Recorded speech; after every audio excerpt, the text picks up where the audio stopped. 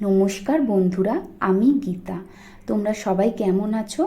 আশা করছি তোমরা সবাই খুব ভালো আছো, আর আমরাও সবাই খুব ভালো আছি। আজ কিন্তু কোনো নাচের অথবা কোনো হাতের কাজের ভিডিও আনিনি। আজকে কিন্তু নিয়ে এসেছি নৃত্যাঙ্কনের বাৎসরিক নাচের পরীক্ষার ভিডিও।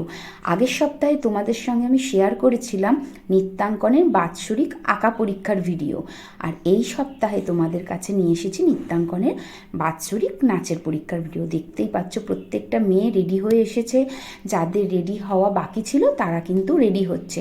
আর পরীক্ষক কিন্তু আমাদের অনেক সকালবেলাতেই চলে এসেছিলেন আমাদের বাড়িতে, প্রায় সকাল 8:30 নাগাদ। আর আমি দেখতেই পাচ্ছি ওনাদেরকে টিফিন করানোর জন্য নিয়ে যাচ্ছি। আর পরীক্ষা শুরু হয়েছিল আমাদের 9টা থেকে, আর শেষ হয় দুপুর 3টের সময়। আর যিনি এসেছিলেন পরীক্ষা নিতে তার নাম হলো শ্রাবণী মাঝি, আর উনি এসেছিলেন পূর্ব বর্ধমান থেকে। এক এক করে দেখতেই পাচ্ছ ছোটদের নাচের পরীক্ষা প্রায় শেষ হতেই চলেছে, বড়দের পরীক্ষা প্রায় শুরু হয়ে গেছে।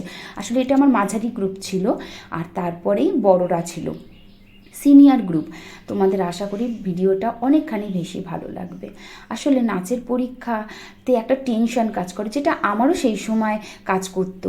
এক ঘরে পরীক্ষক বসে রয়েছে, বাইরের ঘরে আমরা পর্দার নিচ দিয়ে আমরা ম্যাডামকে দেখবো না ঘুঙুরের আওয়াজ, মানে সমস্ত কিছু মিলেমিশে এত সুন্দর একটা পরিবেশ ওদেরকে দিয়ে আমারও সেই দিনগুলো মনে পড়ে যায়।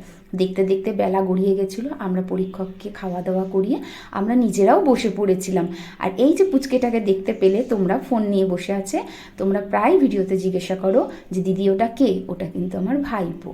আর সেদিনকে আমার স্টুডেন্টদের ডিমান্ড ছিল আমি যেন ওদেরকে খাইয়ে দিই। আসলে ওদের সঙ্গে আমার ভালোবাসাটা বা বন্ডিংটা এতটাই বেশি গভীর, যেটা হয়তো আমি ভাষায় প্রকাশ করতে পারবো না। যাই হোক, তোমাদের ভিডিওটা কেমন লাগলো অবশ্যই কমেন্ট করে জানিও। আর তোমরা সবাই ভালো থেকো আর সুস্থ থেকো। ধন্যবাদ।